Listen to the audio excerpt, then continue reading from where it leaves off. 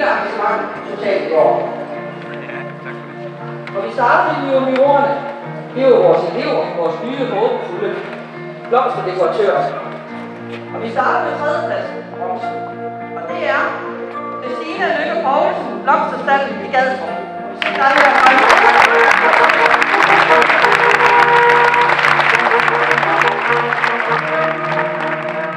Jamen, det har været dejligt. Samtidig med, at det har været det hårdeste, jeg nogensinde har prøvet. Vi har stresset rundt for at nå det, og det, man egentlig troede, man havde styr på, det kunne godt være, det glippede lidt til sidst, ikke? Men altså, det har været udfordring, sjovt, spændende. Nervøsiteten har simpelthen været deroppe, hvor man ikke kunne holde det ud mere, ikke? Så, men altså, når man står i dag og kigger på, hvad andre har lavet, så har det været fantastisk. Så altså, klart anbefale, selvom at det næsten tager livet af en. Hvordan har du det med dig selv i dag? Tilfreds. Jeg tænkte, jeg vil ikke være nummer 7, fordi vi var 7 juniorer, så tænkte jeg, kan det lige være lidt bedre. Men så kom jeg så tænkte jeg, top 3 kunne være skønt. Jeg ved godt, at man får tæv, fordi jeg har været i lære et år, ikke? Og mangler et år, og alle de andre er jo... Nogle er så på samme stadie som mig, men der er nogen, der er udlært jo. Så da de kvalificerede sig, der var de jo elever, men nu er de jo så udlært efterfølgende, ikke? Så der er jo nogen, der er... Vi er jo ikke på lige fod, så jeg tænker, jeg ved godt, at jeg får tæv, men jeg kom sgu op og nåede mit mål i top 3. Så det var fantastisk.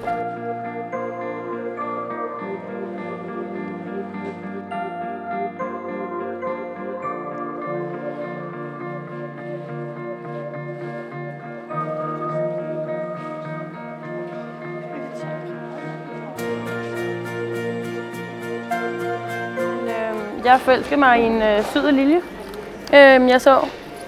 Og så tænkte jeg yndlingsblomst. Jeg elsker dahlia og georginer. Og så jeg en, og så prøvede jeg at lave den for sjov. Og så var der en, der sagde, at det så skide godt ud. Og jeg tænkte, ja. Og så fik vi at vide, at vi skulle lave vores yndlingsblomst. Så tænkte jeg, det er det, jeg skal lave. Og da vi fik opgave 2, eller opgave 1 med rodarbejdet, det første, jeg tænkte på, det var bare Gay Parade med regnbuesflaget. Og så tænkte jeg, det skal jeg have i min opgave. Den sidste opgave, det var puff. Det var bare lige første idé, der var.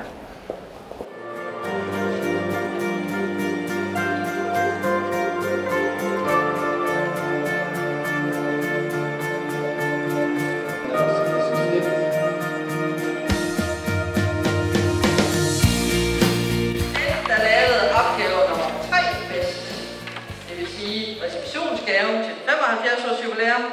Det var Christine Lykke Poulsen, blomsterstallen i Gadstrup. Det var opgave nummer 64. Og hvad kan man så som elev bruge en DM-bronzemedalje til? Jamen altså, udvikle sig teknisk og se nogle nye muligheder, fordi det her laver vi jo ikke i butikken. Og der er mange, der siger, om konkurrence kan du ikke sælge, men jo, hvis du får det ind i en måde, så folk kan se det i deres hjem. Og så mest for egen erfaring. Få lidt mere selvsikkerhed, prøve noget nyt. Og networking, når jeg er færdig som elev, skal jeg ud og skal jeg videre. Så er det meget godt at have set nogle andre. Hvad betyder det, at man som blomsterdekoratør har konkurrencerne ved siden af det daglige arbejde? Christina lægger ikke skjul på, at det har en stor faglig værdi for hende. Jeg vil mere end bare at være i butik. Jeg vil mere end bare at binde buketter. Jeg vil ud i verden, jeg vil se andre kulturer, hvordan de arbejder med materialerne. Og så bare, ja, for at prøve mig selv af at gøre mig selv dygtigere. Så for at få noget med hjem til butikken, det giver jo god omtale. Giver det så også noget mere gejst? Ja, helt klart. Altså, hvis man var blevet nummer 7, var det måske ikke så sjovt. Fordi man har virkelig lagt alt, hvad man har i sig, både mentalt og fysisk, ikke? Så det giver da egentlig et boost. Også det, man får som det kan det godt være, at man ikke fik så god placering på nogle af tingene, men det publikum simpelthen har sagt til mig, det har været så rart. Så total energiboost at få bagefter. Så det er fedt.